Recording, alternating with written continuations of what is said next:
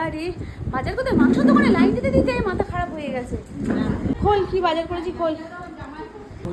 উফ, প্রচণ্ড কষ্ট হচ্ছে। বাবা যেত, কারণ বাবার প্রেশারের প্রবলেম তো সেই জন্য বাবাকে আর পাঠাইনি, আমি আর ভাই গেছিলাম। কারণ বাবা রোদ্দুরে এত লাইন দিয়ে পারবে না। বাবা টাকা পয়সা দিয়ে দিয়েছিল, বাজার করে নিয়ে এলাম। এই যে বাজার করেছি হচ্ছে উচ্ছে একটা ঘন্ট হবে, আর হচ্ছে পটল ভাজা হবে, আর এই বেগুনগুলো দিদি ভাজা ভালো হবে। আর বড় বেগুন পাইনি, এই বেগুন 60 টাকা কিলো নিয়েছে। আমার দুটো থালা নিয়ে এসো। এই বেগুন 60 টাকা কিলো নিয়েছে। পটল 40 টাকা কিলো নিয়েছে। 30 টাকার পটল 40 টাকা, তাও আবার দেশি পটল নয়। এটা কি আছে? ও এটা ইলিশ মাছটা আছে বোধহয়। হ্যাঁ, একটা দিদি ইলিশ মাছটা ভালো হয়েছে। হ্যাঁ,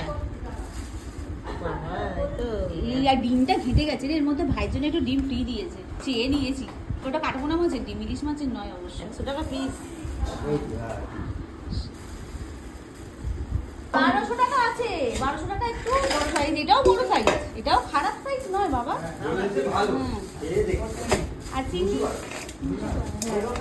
এই চিংড়ি 500 টাকা কিলো। 500 টাকা কিলো ঠিক আছে দিদি। 400 নিয়েছি চিংড়ি মাছটা। খাসির মাংসটা উল্টে গেছে। খাসির মাংসটা এই গামলায় ঢাল না, এর থালায় চিংড়ি মাছটা ঢাল। চিংড়ি মাছের মালাইকারি ও ইয়ে নারকোল আছে একটা, আনারকোল ছুলে ভেঙে দাও।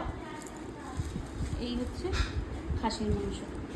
এই চর্বি নিচে চাটনি না, চর্বি ফ্রি দিয়েছে। ইস, দেবো না, এটা দিলেই জিনিসটা নষ্ট হয়ে যাবে। চর্বি ফ্রি দিয়েছে, লাস্টে দেবো দিদি, একদম লাস্টে কষে। হ্যাঁ হ্যাঁ, একদম লাস্টে, বলবে না। ভালো হয়েছে। থেকে নিয়েছিস মাংসটা? হ্যাঁ। বাজারের ভেতরে?